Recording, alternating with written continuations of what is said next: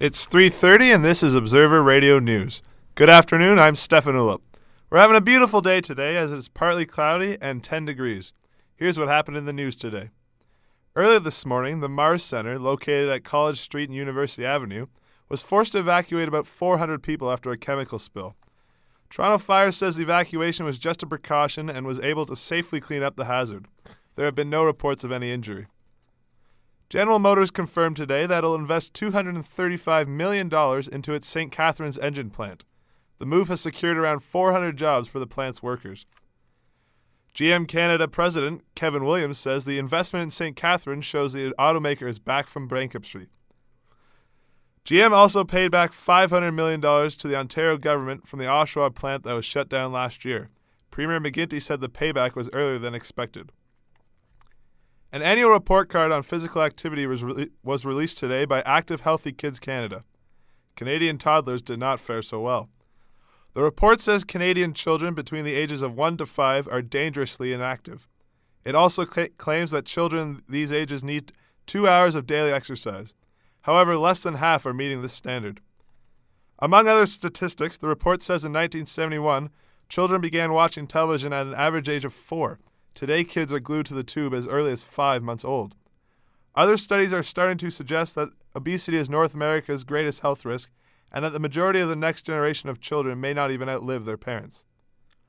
That's it for news. Let's see what's happening in the sports world. In baseball, the Red Sox outlasted the Blue Jays, winning a wild one 13-12 at the Rogers Center last night. Veteran Red Sox catcher Jason Varitek led the way, going 3 for 5 with 4 RBI. The Jays are starting to settle down after an explosive 6-2 start. The Bluebirds look to even up the series tonight as they turn the ball over to Sean Markham, who's still looking for his first win of the year. First pitch is at 7:07 at the Rogers Center. In hockey, the Canadiens staved off elimination by defeating the Washington Capitals 4-1 in Game 6 last night. Habs goalie Yaroslav Halak was spectacular, making 53 saves to force a Game 7 in Washington Wednesday night. Boston and Chicago are both moving on to the second round. The Bruins got past the Sabres last night by a score of 4-3, winning the series in 6 games. The Hawks also needed 6 games to knock off Nashville, taking down the Preds last night in a 5-3 victory.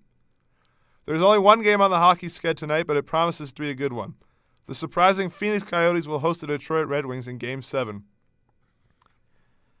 The OFSA Provincial Boys High School Basketball Championship ended with a bang and Toronto team coming out on top.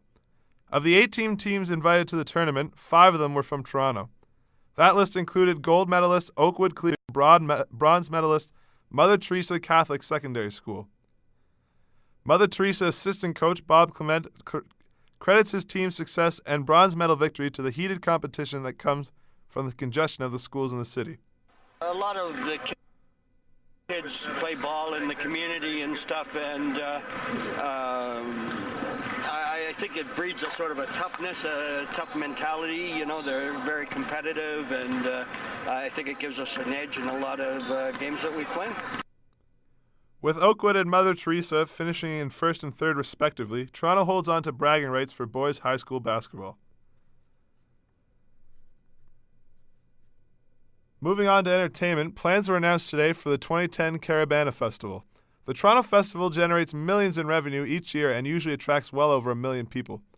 The provincial government claims they will invest $500,000 into this year's event. And that's it for Observer Radio News. For more news, check out our website at torontoobserver.ca. I'm Steffan Oolup.